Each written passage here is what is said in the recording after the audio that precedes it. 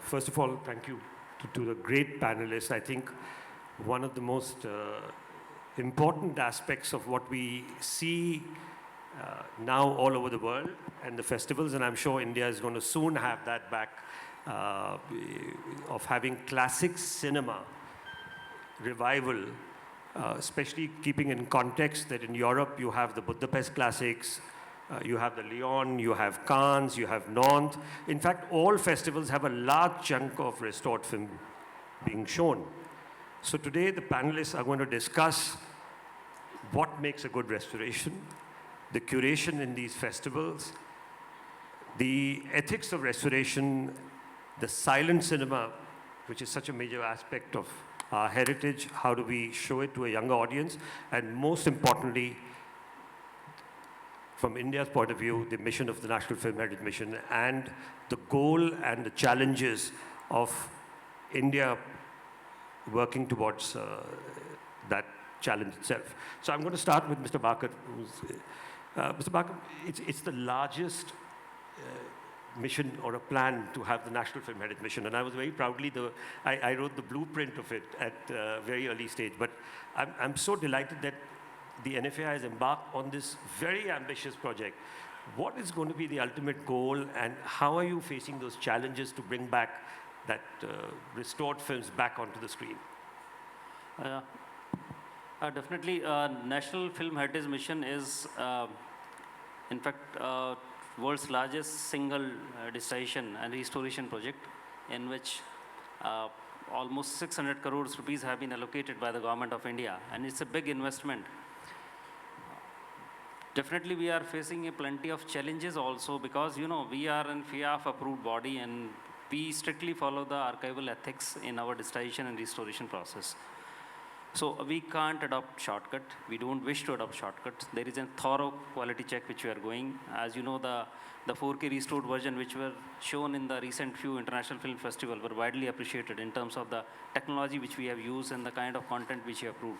And our main motto is to give the films in their original forms in which the filmmaker must have desired the audience should see to it, not in any sort of modernized version with using the digital technology or kind of, you know. The film should be available to the audience in the original form, neither superior nor inferior. That's our main motto, and that's the biggest challenge also. So we are now in the process of upgradation of the various facilities in NFAI. A lot of new modernized walls are under construction, and we are partnering with the major key players in this field.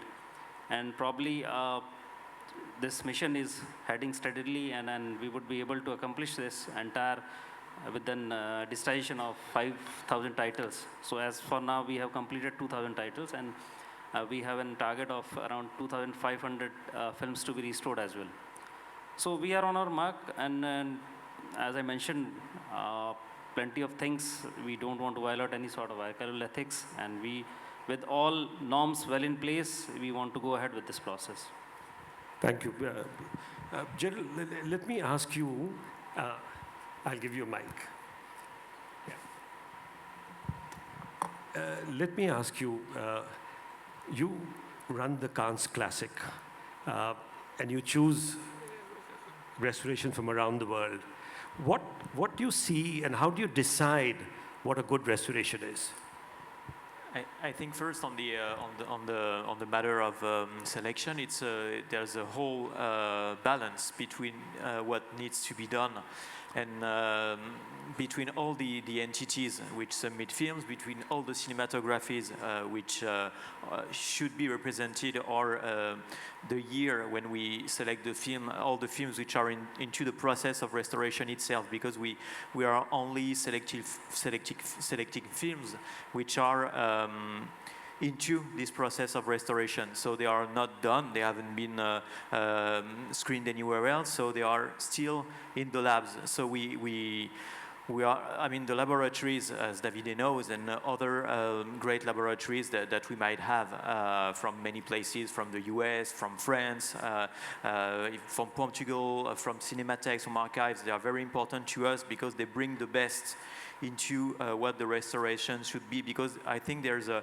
need for a sort of demanding restoration when it's screened in a festival. I mean, it's we talk about a movie theater.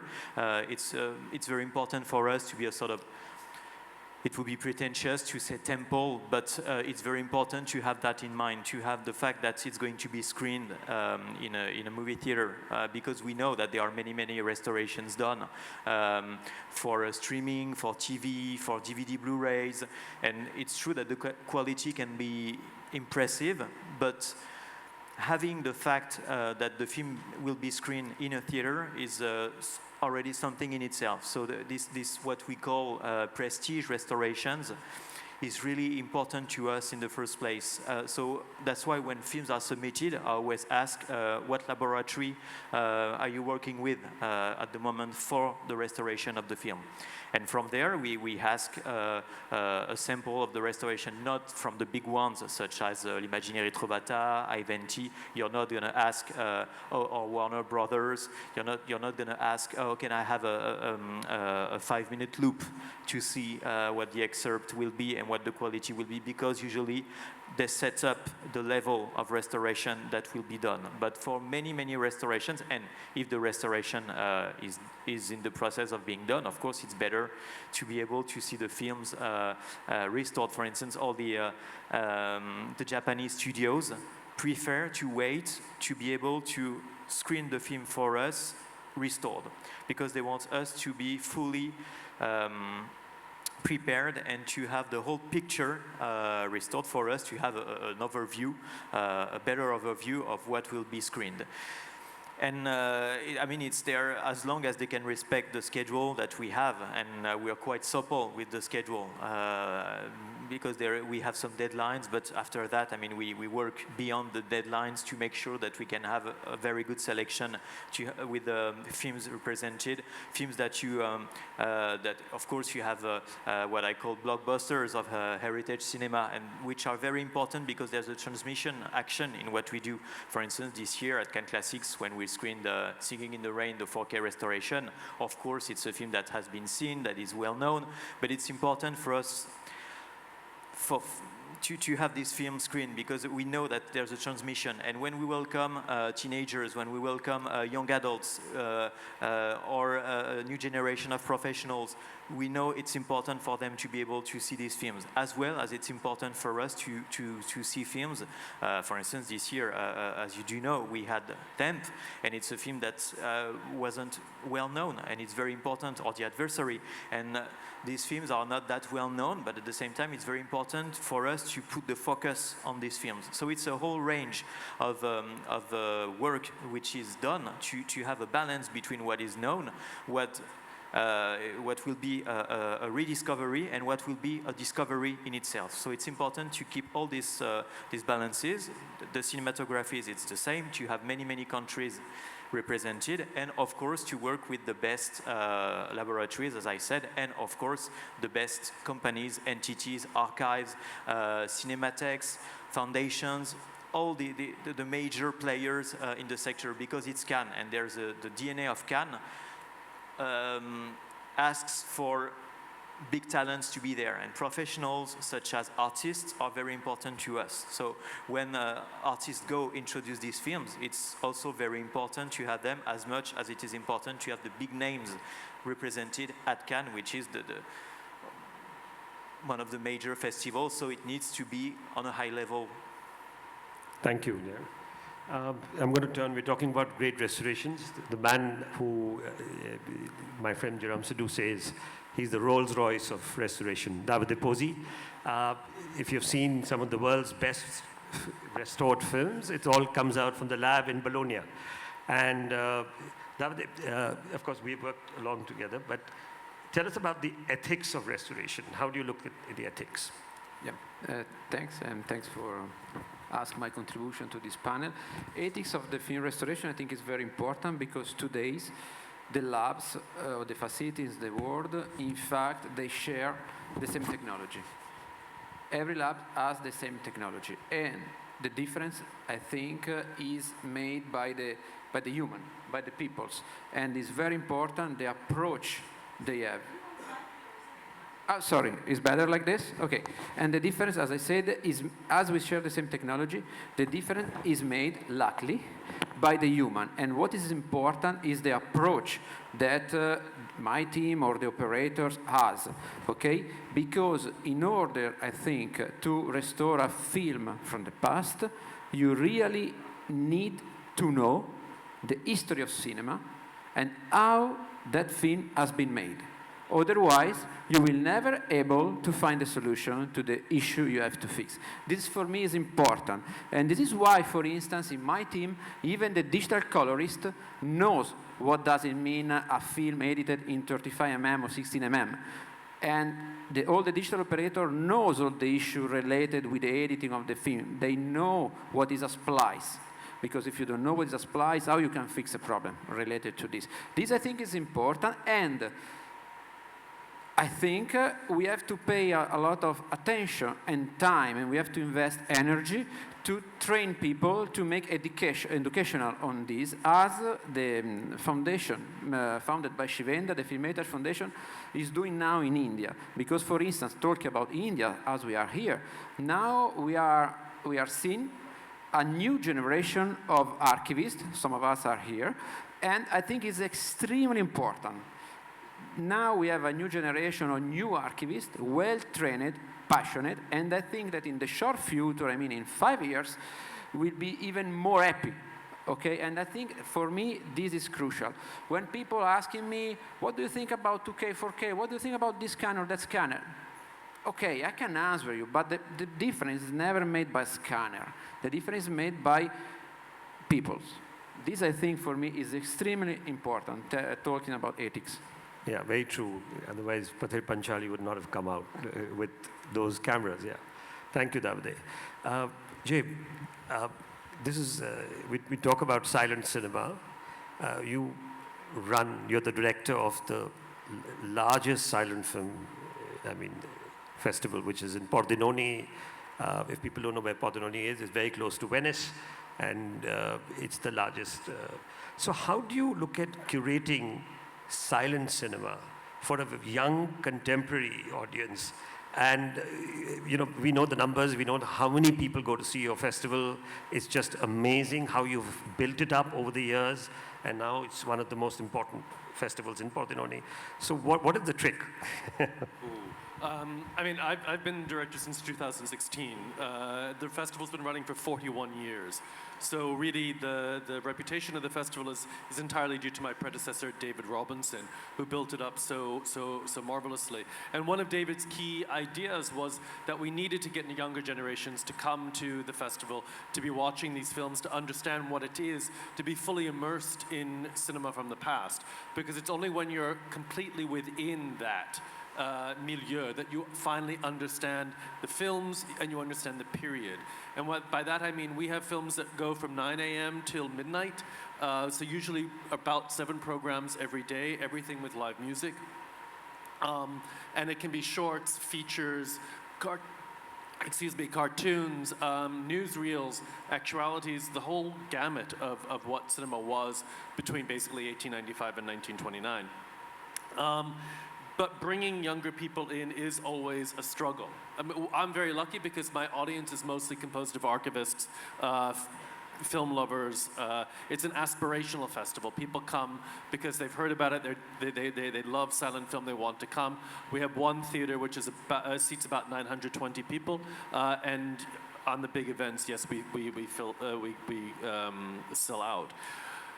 We have a program called the Collegium, where every year we invite 12 people under 30 from all over the world to come to take part in the festival, to attend a daily discussion. And the key here is a discussion, not a lecture. We want to break down the walls between established archivists and professors and younger people who are coming in. So somebody maybe will present or talk for, let's say, 5 minutes or 10 minutes about a particular theme that we're having that year, and then the rest of it is open for discussion, which is a great way of engaging everyone in the different topics that we're talking about. And increasingly what I'm finding too with the younger audiences, younger generations, is that they're interested in the issues that we're dealing with now. So they want to talk about gender, they want to talk about racism, they want to talk about misogyny, they want to talk about colonialism. And there are so many valuable ways to weave that through. I'm a film critic as well, so I'm looking at contemporary cinema, and I'm always preaching that we need to be breaking down the wall that exists between people who talk about cinema and silent cinema. It's cinema. And there are so many ways of drawing connections to our past. There's so many ways of making it open to let people know that this is as equally exciting and funny and moving as anything that they can see today. Yeah, thank you. I mean, and also, like from India, we've lost nearly 99% of our silent films. Is that also a challenge to find new films to show? Because you'd be surprised that it's not really.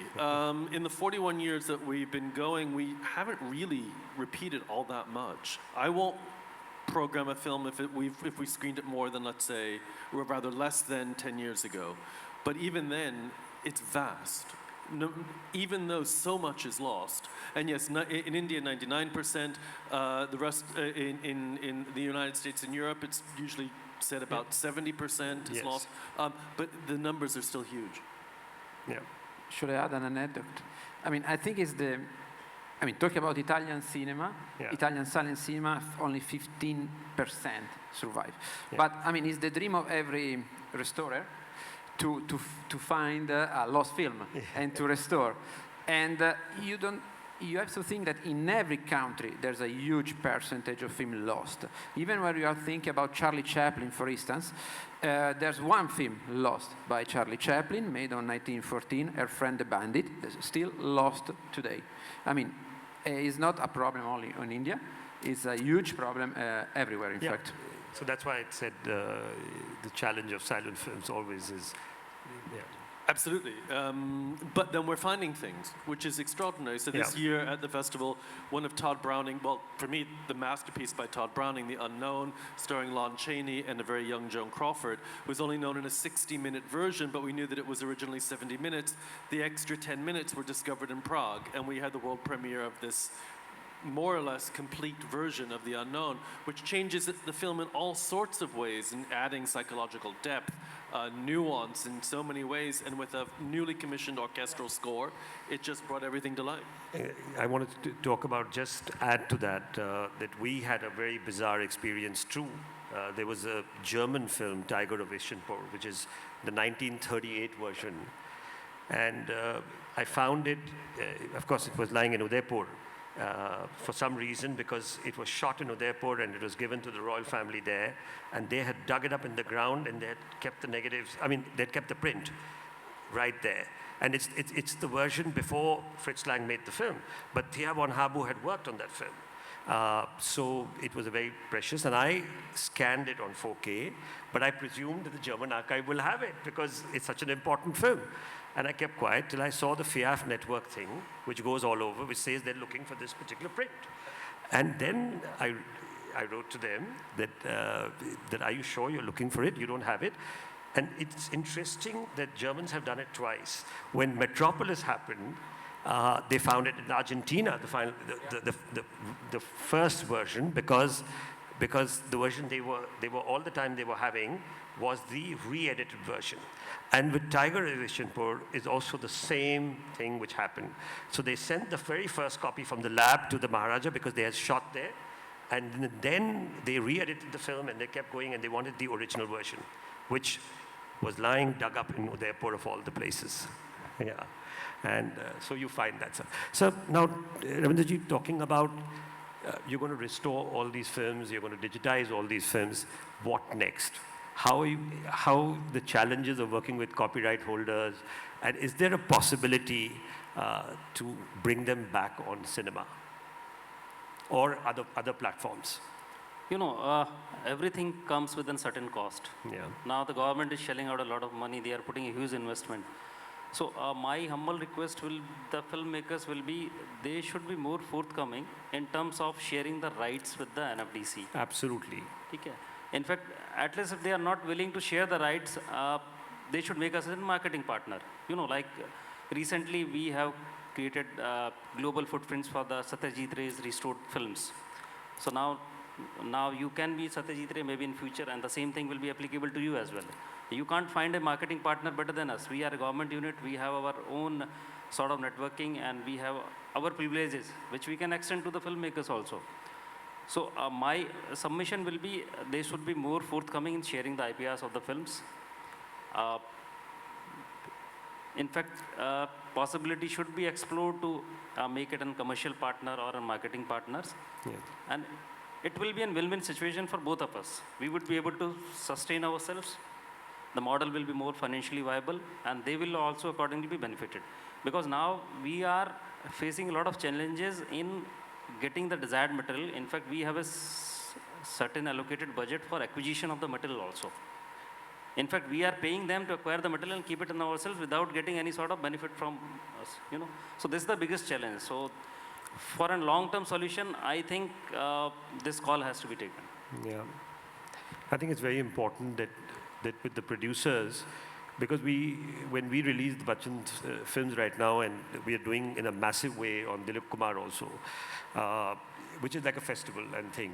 The big challenge happens with the producers, but the producers, the NFAI or the NFDC and the theaters can get into a partnership to have selected. I mean, Kiranji is here.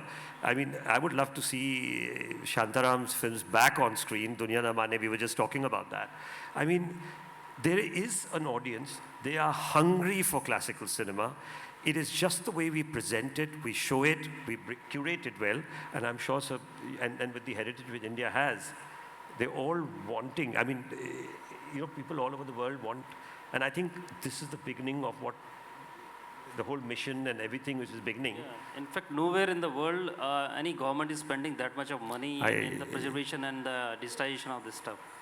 So that's very important. And you know, if we talk about the, as you mentioned, certain films you were mentioning, now this is the changing era. NFDC will be the nodal body for all the media and entertainment units. Everything now coming up with the NFDC. So it gives a kind of confidence to the filmmakers. Yes, we are there. And we were the pioneer in restoring the films. In 2006, we did around 130 films restored. And NFDC was the first body, you know, in India to start the restoration and digitization process. So we have the expertise available, and we have the networking available. So I think this is the right time. This is the new era where the NFDC is coming up with, you know, a lot of responsibilities, a lot of new verticals being formed, and we will be having a dedicated vertical for the preservation part also. So in this changing scenario, the filmmakers should be more forthcoming and partnering with the NFDC in a more positive mindset. Thank you. Yeah. Gérald, your role is also at the Lyon market.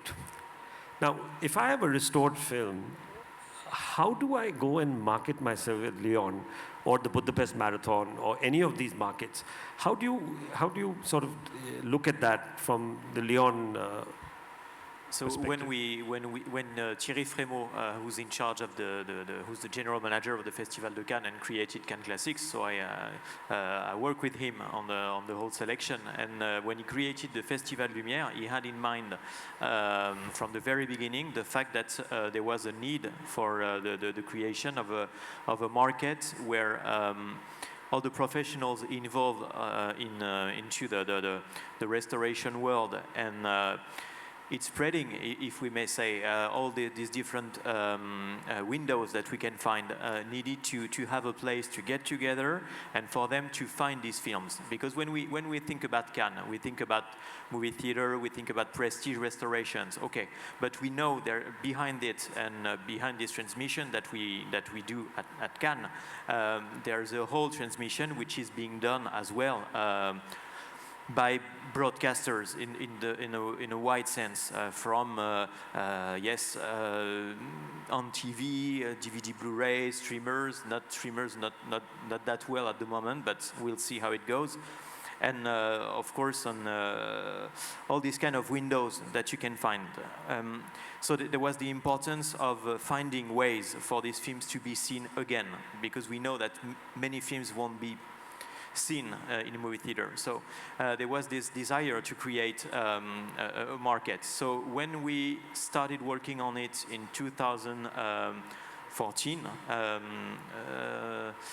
no, 13, sorry, 14 it's at Cannes Classics right after, but 13, it was not easy, but we could feel that there was a desire for the professionals to be there. And more, we feel that there's a necessity for the professionals to be there. We went from the very beginning with 100 accredited members, and I think 12 countries, to 500 this year, and 32 countries represented. So it means that there's a desire, and when we talk about desire for professionals, it's financial desire, because when they go there, they want the films to be sold, and many people want to buy these films. But as well, there's a whole ecosystem of professionals, such as laboratories, distributors, exhibitors, many people who work in this channel. And as Davide said, I mean, it's also a matter of people, because you need to find the people who are interested in spreading the word, because this is what it is. I mean, when you're a programmer for Arte, for instance, in France, or for a movie channel in the US, you need to have this really close to your heart. You need to be really involved in the fact that these films will be seen, because you know there's an audience out there, and it's just to have some slots which will be filled. So when I say desire, I see that many professionals are really involved into this this world of heritage cinema, and there's. We can say that, of course, it's always a secret in the very beginning, but we can tell now that there are more and more projects and more financial developments which are made when professionals go to the market. So it's for us, it's a success in itself, because these films will find windows for them to be seen. It's not only a financial discussion. Of course, it's great for these people, these professionals, to be able to have the financial discussions that they need to have, because it's going to be based on contracts and money, of course. But at the same time, it's very important to be able to have these discussions also around film, because you know that there are many passionate people in this world. Because I just had a discussion that I think through NFDC itself, that Money Calls films are going to release in France. And there is a lot of dialogue now happening of more and more of our classic cinema finding its way, whether it's in the Festival of Nantes or any of these. So there is a big market now which is coming up, which is interesting. Yes, this year we had a discussion, for instance, with Manuel Alduy, who's the cinema unit president, if you wish, of France Télévisions, which is our public TV in France. They co-produce, and they also broadcast a lot of heritage films, many heritage films, and more these films go to their online platform, and less on TV. So it's interesting, and what he was saying, and it's frankly, it was interesting, because he was saying that there was an interest that needed to be worked on, because he had the impression that the audience wasn't that interested in new offers. And when we program films at Cannes, at Lumière, I have the impression that it's the contrary, that there's a whole new generation that is very open to new films, to complete discoveries, because these are films that they have never seen, and sometimes we have never seen these films either. So I think it's a great compliment to us to say, oh, I love this film, it was great, and for you it was a complete discovery. So I have the impression that there's a whole new way of presenting these films to an audience, to find the ways and the keys for them to be able to open themselves, to be able to receive new films. And as you were saying with the discussions, we created a special accreditation at Cannes for Cannes Classics. And we've been working with 30 schools. We're going to expand this accreditation for next year. And when the teachers or the schoolmasters ask me, so how many films and do they need to see? What do they need to do? I said they need to do nothing. They just need to go and see the films. That's all you want to see? Yes, that's all. And I say don't make them go to see too many films, because they need to have some time to breathe, to ingest the film, to talk about the films. I think it's very important, as you were saying, to have these discussions and to be really free in a way when they see a film from 1946, from 1954. For them, I mean, they are 18, 16, 20, and they need to have some time to be able to digest all these films. Can I just add something Yeah, here? sure. And I'm completely in agreement with Gérald. Also, I think one of the problems in terms of marketing is just the word heritage. And we need to get away from perhaps using that word. I mean, when you think of heritage, you think, okay, heritage villages, you know, it's the place where you had to go at school and you saw how people were baking bread back in 2,000 years ago or something. And that kills everything. No child is going to be interested in heritage films. Even teenagers are not interested in heritage films. So we need to also think about how we can shift the discourse to make it feel more actual. I mean, the thing that I'm always fighting against are people tell me, oh, you have a festival, it's niche films. You have a niche festival. I hate that word. It's a terrible word, niche, because it's exclusionary. We need to find ways of making this more accessible and welcoming. I totally agree, Jay. So let's talk about one thing before we go to Davide in the end. What about music and silent cinema? That's something which has really caught on. I mean, how do you work on that? Do you work on the actual scores, or do you recreate, or how does your festival work? Because a lot of your films have a music track to all the silent films. I mean, there are various schools of thought about music and silent film. There are the people that are looking to recreate exactly how, what it might have sounded like, let's say in 1910 and in 1920. It's a very bad idea. It's a really bad idea. For all sorts of reasons, it doesn't work. There are others who think that, okay, if we put techno music and hip hop and use that as an accompaniment, it's going to attract the younger generations. The problem I have with that is that it makes the films look old. The films become wallpaper, and instead the music sounds new. The musicians, if it's live, aren't paying any attention to actually what's on screen, or rarely. So that for me doesn't work either. You need to find musicians who are sensitive to the rhythms of a film, who can anticipate if they're playing it for the first time, who have a flexibility, and who aren't necessarily thinking only what did it sound like at the time, but what is a style of music that everybody can appreciate now, and that makes the film feel as vivid as it was when it was released. But again, not reproducing the music that was of the time. Yeah, I agree with you. Yeah. Davide, for a lot of audience, I know there are a few people who know, but for a lot of audience, when you restore a film, what's the most important steps, or what's the important, I mean, what is really important? I mean, now with the digital technology, and if for an audience who don't know about this, it would be important. I try not to be too much technical. I don't to boring you with technical answer, but I think I will point out two main points. Of course, we have a technical workflow, strictly technical, but as well we have a kind of historical approach, as I said before. And I think that today we maybe could point out two things that for me are important. The first one is that when you have to make a restoration, you get the elements. And I think the first thing to do is to make an inspection, because very often we receive something like prints, okay? And maybe some people is not aware that maybe a negative is existing somewhere else. So the first thing to do is something extremely simple, there's no cost, is to find the best element, the best source.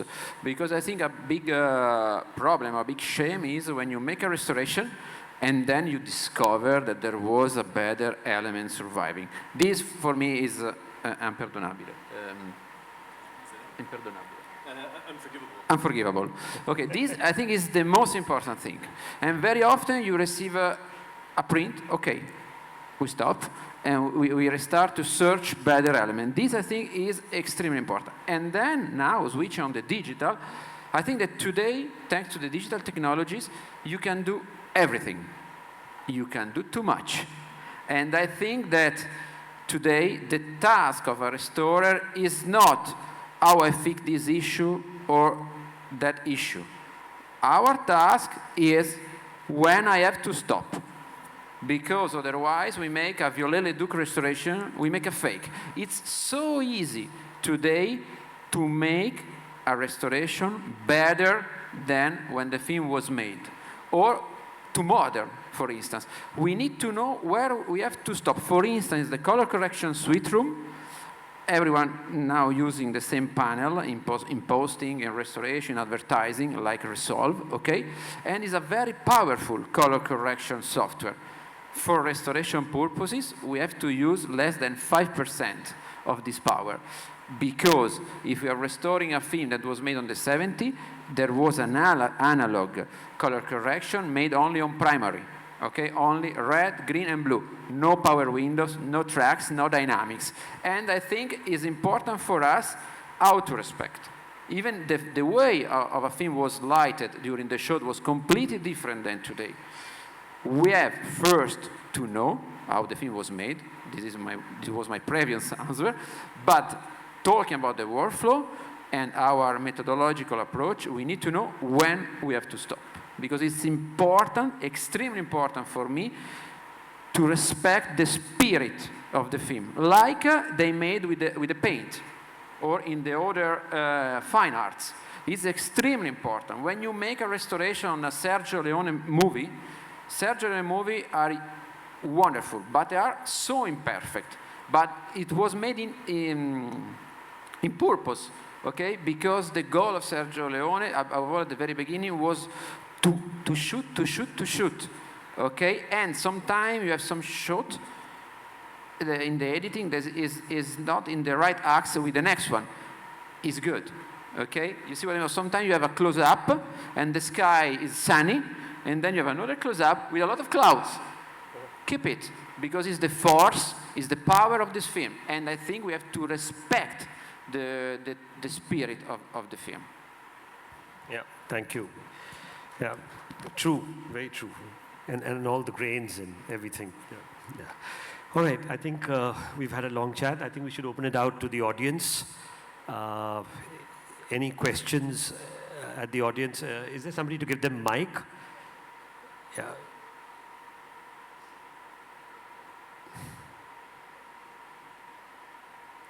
There's some mics here also in the front. Yeah, sure. Can I go? Yeah, Manish. Yeah. Hi, Shivi. Some of the interesting stories I think that as an audience we'd like to know is how do you discover these films? I mean, where do you go to discover these films which have been lost? Or are you just waiting on your office to get that email and say, hey, we found this film? No, you have people who inform you, or you find them like that. I mean, it's you have to just keep traveling, and you just have to keep your, I've got a whole network of people, and we just. Yeah. I'll share you interesting this thing. Yeah. When I was in railways, people used to book the material with the railways, and nobody came to collect that. Yeah, And that's there true. was yeah, so what the railway has to do? Railway has plenty of such stuff. People book and they don't come for collection. Then we go, NFAI, we acquire that material, we pay to the railways, and we get the material restored.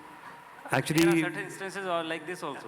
Actually, this is in 2012 when I made Celluloid Man. At that point, I'd gone to NFAI, and on the ground floor, it was all these cans of film lying. So I asked them, what are these cans of film lying? So they said it's from the railways. Yeah, they are lost Because all these extra prints were put onto these trains, and if you don't write an address, it goes to the lost and thing. And hundreds of these cans went like that. So, so you find them in all places, You find them in, you can also find them in places where they were screened before. Like a lot of Indian films were screened in Algeria, for instance. There was a big market there. So I was told that there are lots of Indian films in Algeria.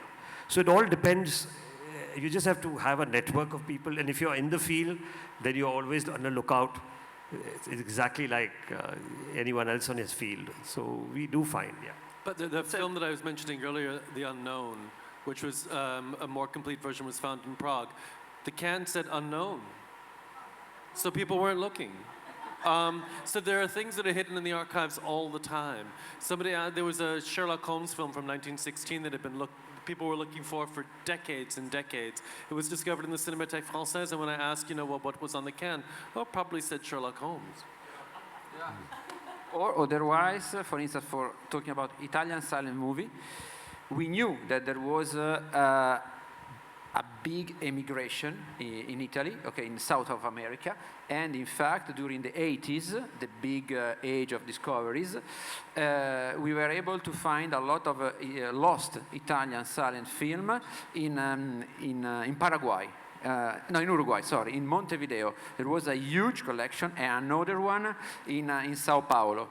And this, for instance, is a way you have to follow the tracks. Or as well, it has been the case in Italy that we were able to find some lost title, not only Italian, okay, some lost title in some farmer. Above all in the north of Italy. Why? Because during the Second World War, the collectionists, they were scared to keep the film in the city, and they put outside the city, in the land, in the farmer, and then they forget. And I mean, you are laughing, but it's completely true. Sometimes you find film where you think it's not possible to find a movie. Yeah, and during the war, Second World War, and Langlois himself hid so many films with Hitler, Langlois and Lotte Eisner. And then they couldn't find where they had hid because it was all bombarded and the scenario had changed. But they did find, and for that commemoration, Werner Herzog walked all those miles because of Lotte Eisner. So that was an incredible search. Yeah. This is a very interesting subject. If somebody wants to do a story, it can be a research paper. Yeah. You will find a lot of new story, how this material, either you are forced to acquire or what is the process of acquiring this material. Yeah. Yeah, hi. I'm Meenakshi Shede. I'm India and South Asia delegate to the Berlin Film Festival, and I'm independent curator. Two questions really. So this one really concerns English subtitling.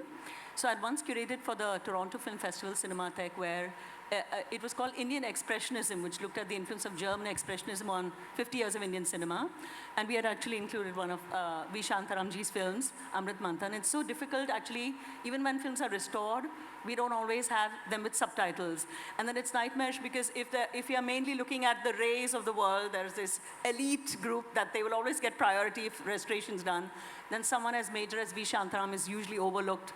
In fact, I curated a series on him for Busan, which looked at Asian, overlooked authors. So is there any way of, like, Toronto people suddenly then had to get Marathi subtitling and panic? You know, it's a tricky thing in India because it's not just one English, but it's like so many languages.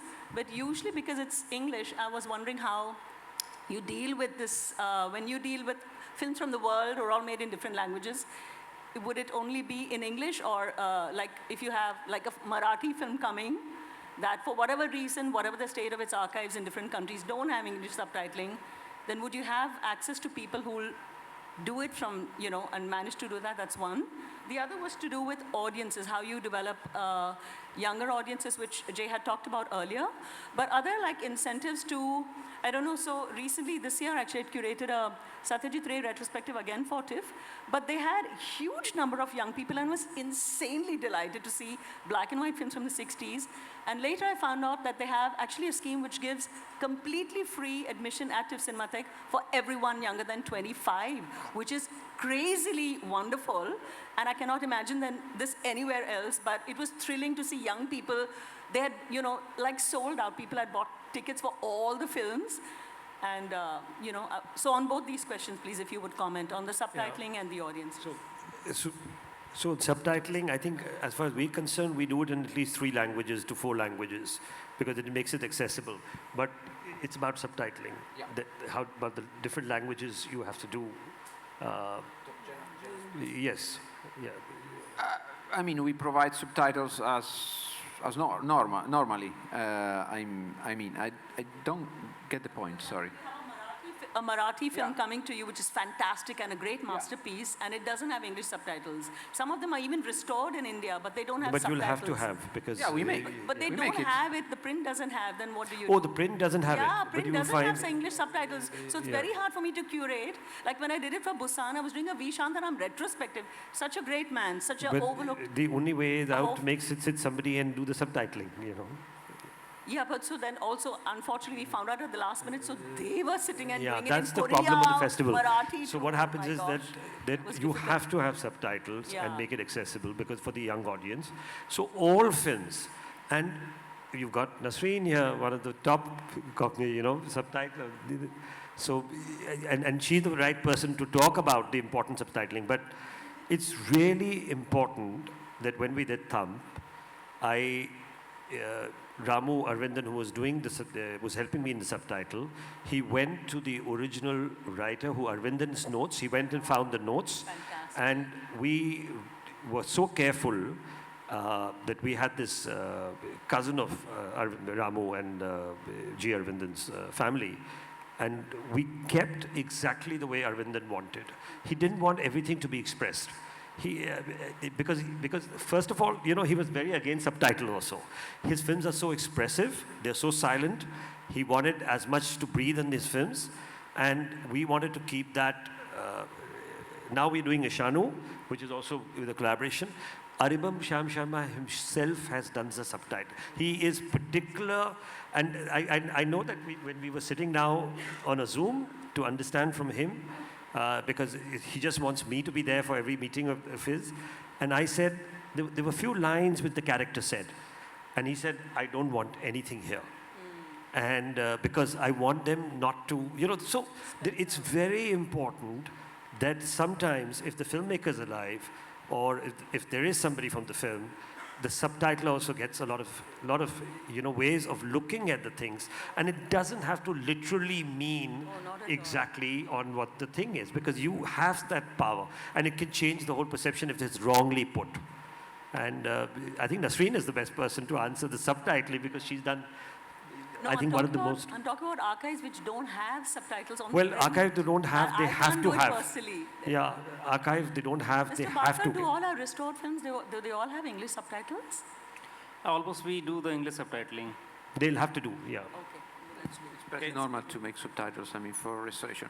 An issue could be when we have, maybe we are doing restoration from the original material, and we have a vintage print with burned subtitles. Okay, in this case, Like how? we can use as a source, but sometimes as well, this, let's say it's an English subtitles, English change a bit in the years, or as well another language. So we have, of course, we have to, let's say, to adapt, or sometimes even to change something, because for instance, even in Italy, in Italy unfortunately is, everything is dubbed, but I mean, sometimes we have not proper English on the vintage print, or not proper French, Deutsch, or Spanish. So we have to be extremely careful.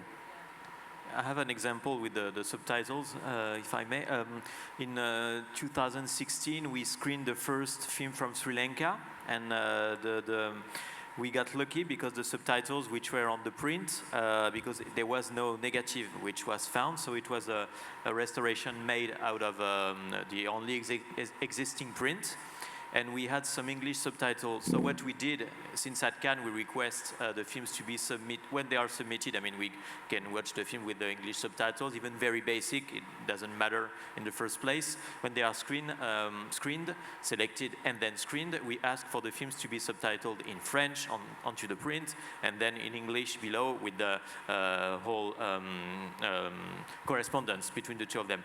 So when we received the film, of course, we couldn't do what we do normally. So what we did is just reversed the French subtitles, and Deluxe in the UK, when the laboratory existed, they made the subtitles in French for the films to be screened with the English subtitles onto the print, and the French below, because Thierry Frémaux gave the agreement. So this is what we could do. And it's true that it's also a matter of market, I think, because when we see some films which are being submitted to us, they ask, oh, what we will be doing with the subtitles. So we explain the rules of Cannes, and I can see that many times there is an incentive from there to say, oh, maybe we should do English subtitles for many of the films we are restoring, because they see that when there is some interest, from there, the archive, the cinematheques invest, or the right holders, invest more money into these restorations, and they think about the subtitles. Now we go even further away with the subtitles for the people who cannot hear properly. And we can see that there's a demand for these films to be subtitled as well. So I think we are going even beyond the language, but for for people who have had a hard time hearing properly. Could I just address also the question about getting younger people in? The idea of making a Cinematheque screening free for under 25 is amazing. I wish more countries would subsidize that. But the Cinema Ritrovata Festival in Bologna is an incredibly exciting venue to go to because it's packed with young people. It works really well that it's in the summer. So it's the students are off semester, but there are summer programs, and they have programs to bring students who are staying in Bologna. And what's great about that too is that, let's say they really wanted to see that film from 1972, but it's sold out. So they look at the schedule and they think, oh, well, I'll see the 1922 film that I know nothing about, but I'll open myself up to that. And that's great, because when that happens, they get hooked. And so it allows them to choose, even if it's not their first choice, but then they're being exposed to it, and exposure is such a key thing here. It's just amazing. I was there in Bologna at the piazza. First, you don't hear any sound. You don't even hear a sound when Italy was playing the World Cup. And at the piazza, and there is a viewership there at the piazza. We were not selected for the World Cup this year. And they have had audience of about 9,000 people watching at Piazza, silent to a very old, maybe, I still remember it was one of the French classic, Marcel Kahn or whatever, and then there was football going on the side in the cafes, and you had that silent, and there's so many young people, and I never see phones out, I never see anybody taking screen grabs, I just see people completely glued to watching cinema. Yeah, so that's it, yeah. Hi. I think, yeah. Going off what Davide was saying a little bit, I'm curious to know what kind of people make the best archivists or restorers, like what kind of training do you need to have, what kind of skills do you need to have? And it also makes me wonder, do filmmakers make the worst restorers because there's that temptation to like alter it, change the clouds to a sunny sky and, put your stamp on it? They are recording, I cannot say everything. No, anyway. Yeah. But you should tell about Wonka Wai. You want to Let me answer the first part and then the second part. For me, the most important thing is to train people, even knowing nothing, but passionate. They must be passionate. Then we can learn on field. This is extremely important. My generation comes from a university where it was possible only to study history of cinema. But restoration didn't exist, and nothing else technical. Today, young generation are made university, where of course they study history of cinema, critics, but as well they do something, and as well they are studying restoration and preservation strategies. So today the level is higher than in the past. Okay, and my generation was in a way lucky because the generation before mine, there was nothing, okay? And I think this is important. But, of course, the technical skills, how to repair a film, analogical or digitally, you will be trained on field. I think this is important. Now, the most tricky questions.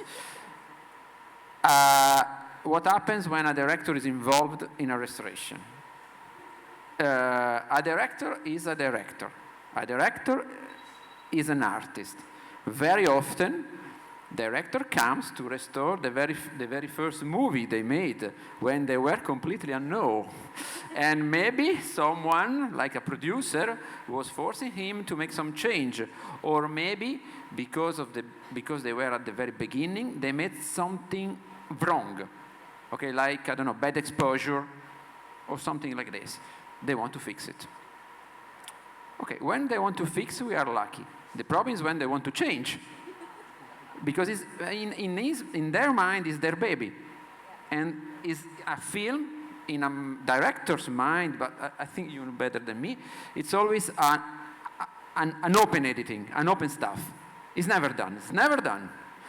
And okay, and now this is my task. We start discussing, what does it mean restoration instead of creation. I mean, I'm joking. Usually, generally speaking, we are always very delighted to work with them, but in a way, they are still artists.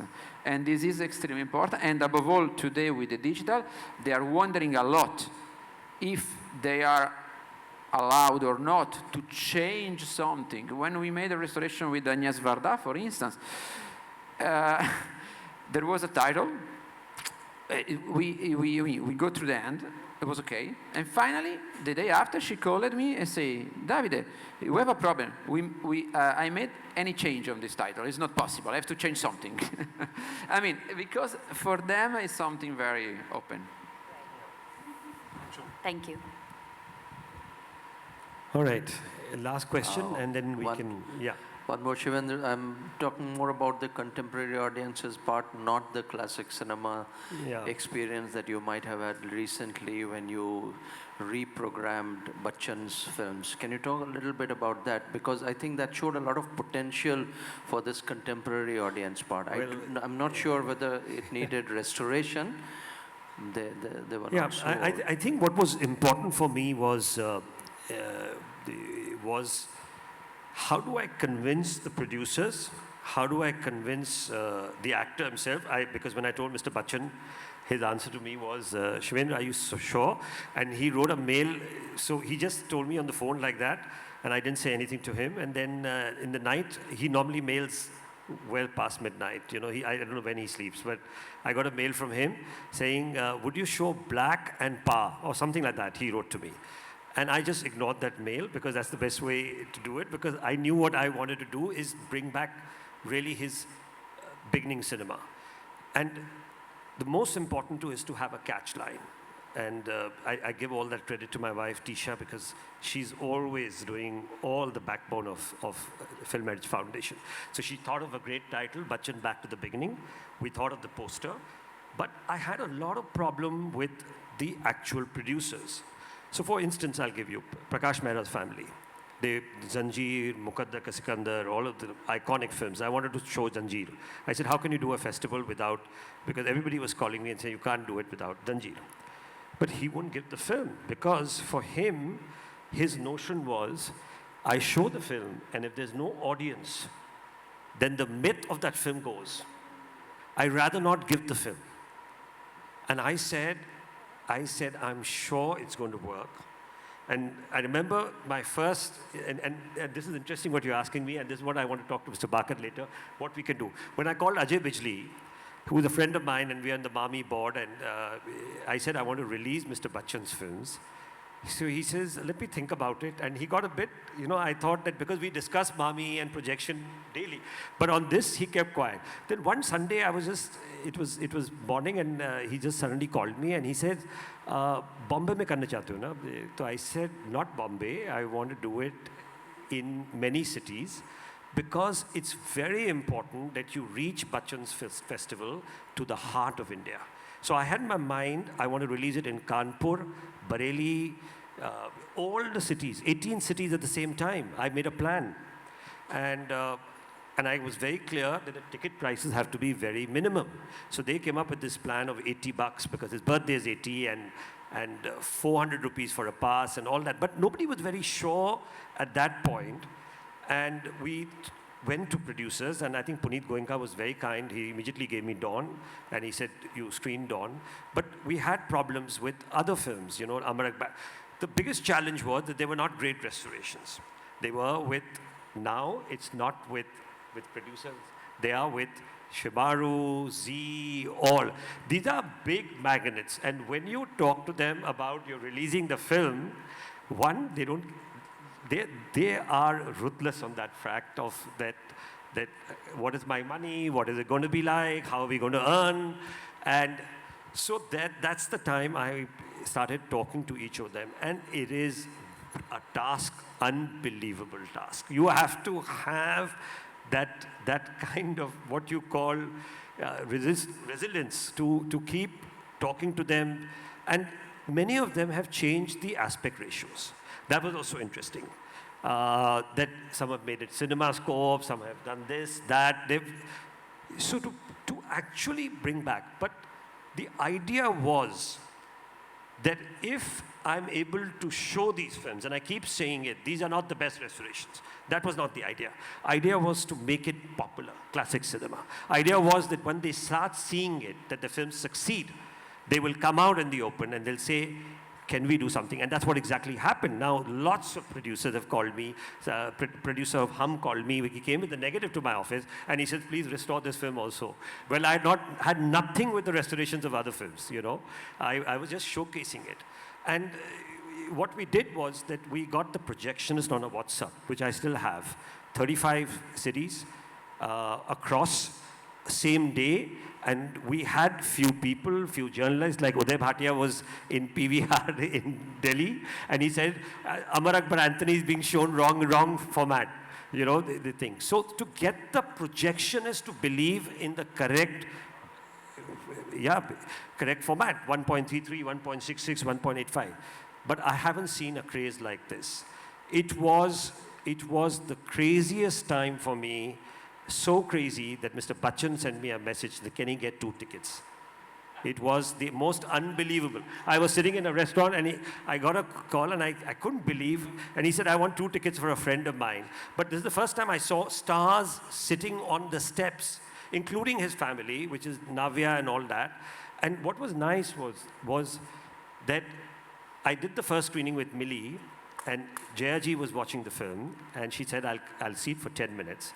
She came out she just didn't leave. And the whole hall was crying because there was Tanvi Azmi, Usha Kiran, is in the film of Millie, and she couldn't believe that she was seeing her mother first time. Jaya Bachchan said, I've seen after 50 years, Romu Sippi's family was there, the producers of the film. And when she came out, they asked her, what did you feel? She said, I felt Jaya Bhadri for the thing. And then there was this young girl, Navya, who's really young, her granddaughter. For the first time, she had seen, and then she took her whole friends to Diwar. She had never seen Diwar on screen, to really, because, when your own children, the young generation, they haven't seen these films.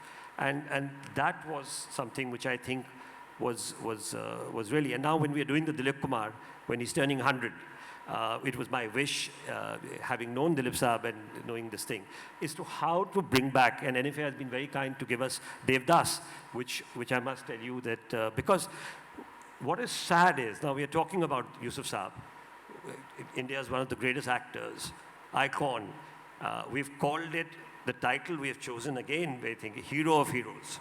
And sad part is that there are only 4 films which can be projected on screen on a digital format. There are hardly any, the NFI will have, they have to be restored or digitized or whatever. But you may have it on 35mm prints. But to bring it back on screen, hardly 4 to 5 films. Hardly. So I think that's the challenge. But the fact is that these become successful, Ravinderji, then we can do many more classical film and work out a deal between NFDC, the producer, and do retrospectives, because that's what it's all about, to have a permanency. And the PVR thing only sorted one thing out, that when you do a screening at an institution, whether it's NCPA or it's any of the institutions, it limits itself to those very people. One is very few people travel now that far or that place unless you're a club member. But the PVR sort of helped me to reach the common man in the remotest part of whether it's Varanasi, whether it's this, we were in 18 cities. And Dilip Saab, we are doing it in 21 cities over 2 days, and including Bareilly. Because the people there in the north desperate to watch it, and they'll go. Yeah, totally agree. There is a huge potential, and we need to strategically market it out. Yeah, okay, we are done. Okay, yeah. Thank you. Sorry. Thank you.